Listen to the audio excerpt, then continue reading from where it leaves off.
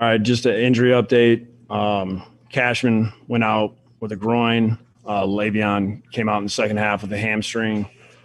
Um, that that was really the two big ones we had in this game. Um, I mean, it was about as bad of a start offensively as we could have had. Didn't do anything when the defense did a good job getting a turnover. Complementary football was non-existent. Throughout most of the game, we just really did not play well. It's disappointing aspect just watching the guys work all week and the excitement level coming into this game, and we got a lot to work on. We got a lot of things that we got to get fixed. So that. Adam, can you go into just detail on Sam's day? It seemed like he struggled for quite a bit. Yeah, I gotta watch the film. I mean, there was a couple things that, especially early in the game, we were just off with some of the details of what we were calling and what we were doing, where we didn't do a couple things that will look really poorly for him.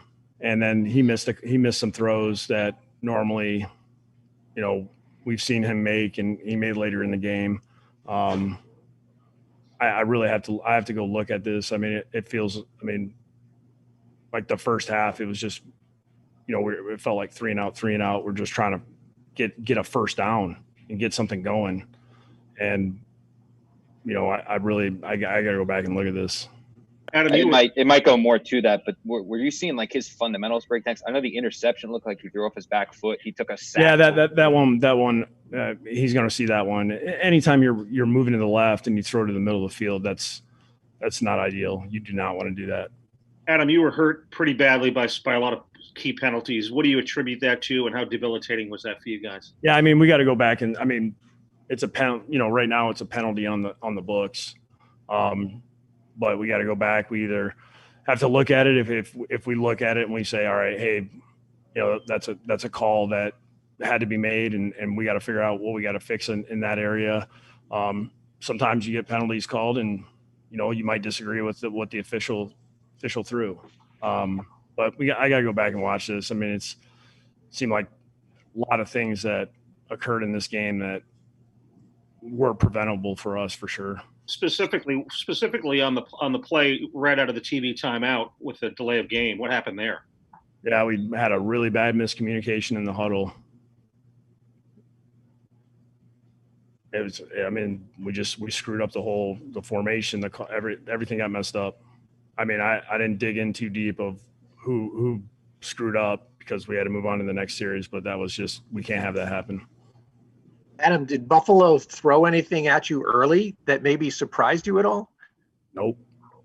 Then how? It just seemed like everything was out of sync. Sam. Yeah, we did not. When we had opportunities to make plays, we didn't make them.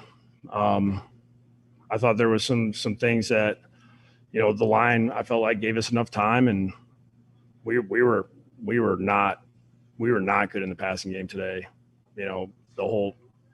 Especially early. I feel like we did some good stuff later. The touchdown was something that I was excited about, because Sam saw the pressure. He checked the play, and then we scored and we executed. That's what you want to have happen on those type of pressures. And for that to happen in our first game, when last year we just got lit up by all these teams, bringing the house against us, and we'd get 2 or 3 yards, and to hit a big one like that, on a quick throw, that was a good step for us, but we didn't do nearly enough to give ourselves a chance against this defense. Adam, it seemed like a lot of the things that you guys struggled with today were the same things that you guys struggled with last year, where it was for negative first and second down plays, long third downs, not getting any kind of rhythm. Is there anything that? Yeah, see, I look at it. To me, it felt completely different, because this year it was we had a guy open, we missed him. We had a guy open, we drop it. Like we had a couple miscues in the run game, but I felt like calling this game compared to last year was night and day. Just with the communication with the players, those guys understanding kind of why things weren't going right and them trying to fix it. I felt like it's just completely different to me. Adam, the drive at the end of that. We didn't play well. I mean, we did not do a good job as an offense. Adam, the drive before half, the field goal drive, you took a timeout with like 47 seconds left, and there was a throw to the middle of the field, crowded right before the field goal. What was going on there in terms of time management? Yeah, I mean, that was one of those ones where I called something that really wasn't thinking the ball was going to go there. So, I mean, it's hard to control all aspects of it. Adam, I know this isn't of relevance to the game itself, but what the players did prior to the game with the anthem inside. Can you talk a little bit about that process and the discussion there? Yeah, we had been talking about. We've had a couple meetings leading up to the game to really kind of put the options out there.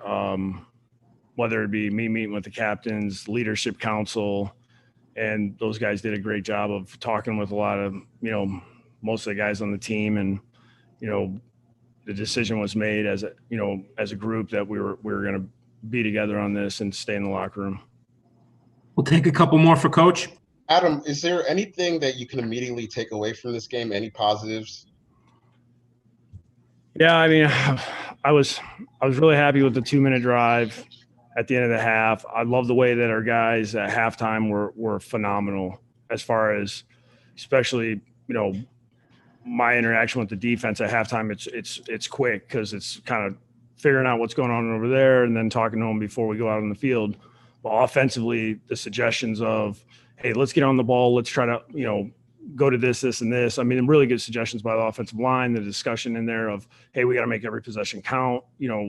That was a different feel for me with that group, as far as, okay, these guys got to plan themselves going out there before we even said anything. And that was good to see how those guys were all working together. There's just so much for us to clean up. It was a rough game. We didn't play well enough. We got to get a lot of things fixed in a short period of time.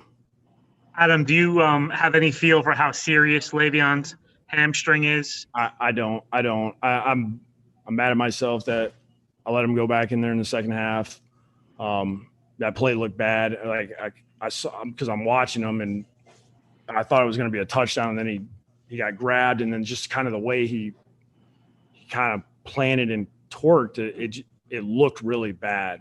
And I saw him grab his hamstring. I'm going, and he wouldn't come out. And then when we came in at halftime,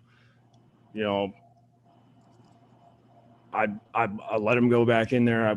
I was worried about it, and I eventually was just like, dude, I can't put you in there. We can't take a chance of you getting more hurt than what you already are. Also, what went into the decision to bench Pierre Desir? Yeah, I mean, I'll get with those guys. I mean, I don't. It's a situation where when we're in the game, our position coaches, they have a job to do. They make those decisions, and when we come back tomorrow, we'll go back through and talk through what we'll do the next week. Thank you, everyone. Thank you, Coach. All right, guys. Thanks.